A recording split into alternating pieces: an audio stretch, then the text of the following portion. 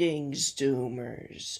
Reza Shah continues to divide the Iran Shah faithful to this day, while one camp denounces him as a British stooge and another camp denounces him as a German stooge. He was actually, like Marshal Tito, one of the earliest pioneers of the non-aligned movement, even though Tito and Reza Shah are a couple of decades apart from each other, and the latter's pre-Cold War. He thought that no power was to be truly and completely trusted, at least not permanently, and that all pacts and collaborations and agreements with other powers were temporary. The correspondence and diplomatic outreach between the Third Reich and the Pahlavi monarchies, framed by Pahlavi detractors and by misguided pro-Nazi dick writers as some sort of pact and alliance. It wasn't. Reza Shah wanted German technological and industrial expertise to come and modernize the country and bring it into the modern world with updated roads, railways, airspaces, infrastructure, irrigation, etc., etc. He was an admirer of Hitler for his overturning of the foreign meddling and occupation within Germany, and for nationally unifying Germany with a strong military and national and political consciousness and authoritarianism, not for his anti-Semitism or for his white supremacist and Nordicist views.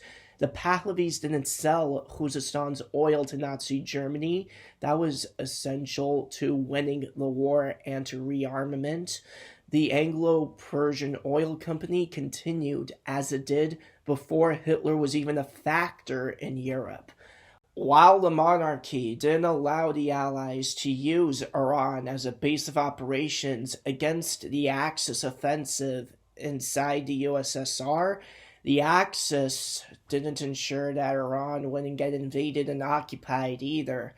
Moreover, Reza Shah repeatedly refused to go along with what the Axis wanted in the region, with examples being his refusal to support the pro-Nazi coup in Iraq and saving Jews. Besides the indigenous ones, he gave asylum to the Polish ones. There was a shared sense of Aryanness between the Nazi ideology and the Pahlavi states ideology, but at the same time, the two had completely different understandings over who and what an Aryan is.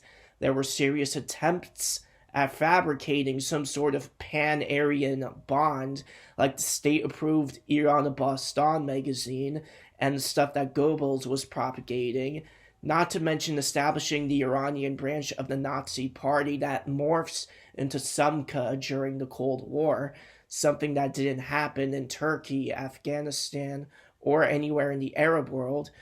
These developments were for the most part welcomed and entertained by Reza Shah's government, but received a mixed, if not outright hostile reaction from certain Nazi officials, many of whom considered Iranics as mutts and mongrels unrelated to their ancient counterparts.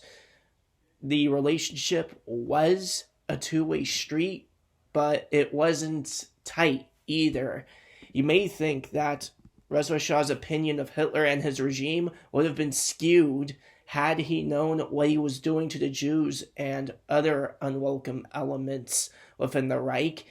But if Reza Shah didn't know about the concentration camps or the Holocaust, then what was his motivation to use the privileged equal status of Iranics to Germans under the Nuremberg laws to save Persian Jews from the concentration camps and deportations by disingenuously claiming that they are Iranics if he wasn't aware of what was happening? Just some food for thought, and this is where I end my dissertation. Thank you for watching.